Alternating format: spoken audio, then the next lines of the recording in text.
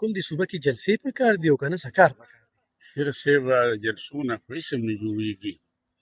تعمیري کارونه پکار دي چې زمونږ دا صوبه پنجاب کې ډېر زیات زور و شور سره شروع دي کارونه.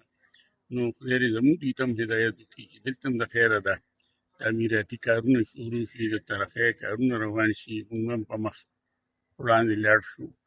او د دې جلسو جلوسونو نه خو څه نه جوړېږي چې عدالتونو ته دې لاړ شي، یا دې د افسرانو سره کښېني دغه کم متعلقه چې دي. اوس ما غریب څه بل غریب چې لاړ شو جلسه کې هغه ده ټیک ده، زنده‌باد چغې به ووهو، لکه موږ چې څه جوړولی خو نه شو که نه.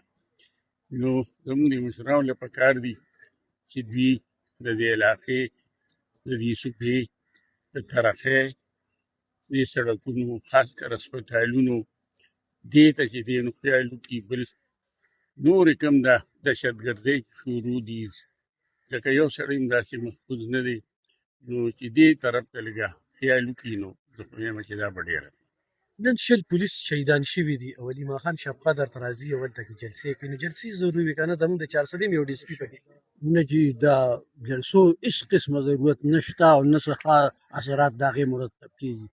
نو زموږ صوبه په سیاسي توګه باندې چې کوم دی نو تباه شوې ده.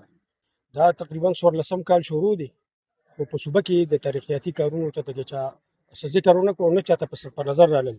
او زمونږ یو سلیکټډ ایم ایل ای دی چې فضل خان نوم یې دی، زما خیال دی په 2 کاله کې په قومي اسمبلی کې هغه ته د تقریر یو موقع میلاو شوې، او هغه موقع هغه صرف په باچا خان بابا باندې شروع کړل او په باچا خان بابا باندې ختم کړل چې دی په انډیا کې دی، د هندوانو ملګری دی، په افغانستان کې خښ دی، د پاکستان نه مني، د دې علاج په انډیا کې شوی دی.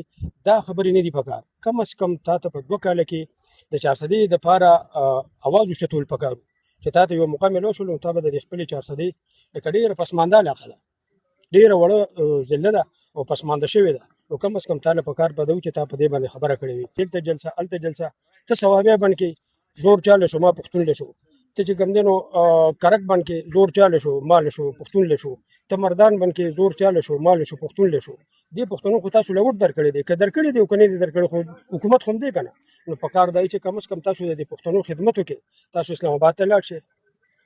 که دا ستاسو سیاسي لیډر ستاسو لیډر سیاسي وي او سیاسي هغه باندې دی قید وي، خو بیا تاسو جلسې وکړئ، او که نه غل دی درغل دی بیا غل دی، نو بیا خو یې پرېږدئ، بس عدالت ته پرېږدئ. نن شل شهیدان شوي یا تا چې کوم ایم ان ای نوم واخیسته، هغه یو پیغام جاري کوي په فیسبوک رووته چې 400 چوک ته رورسئ، موږ به جلسه کوو، موږ به دا کوو. د 400 هم پکې یو ډي اس پي دی، د داسې ورځ باندې دا کوم ماتم چې دی په موږ په پښتونخوا علي خان وروره څو ورځې مخکې د شهدا زموږ ډېر توهین شوی دی، بیا په هغې باندې ایمل خان یو ډېر لوی سټنډ اخیستېدلی و په سیند نه پل رحمان والا پل رحمان صاحب والا.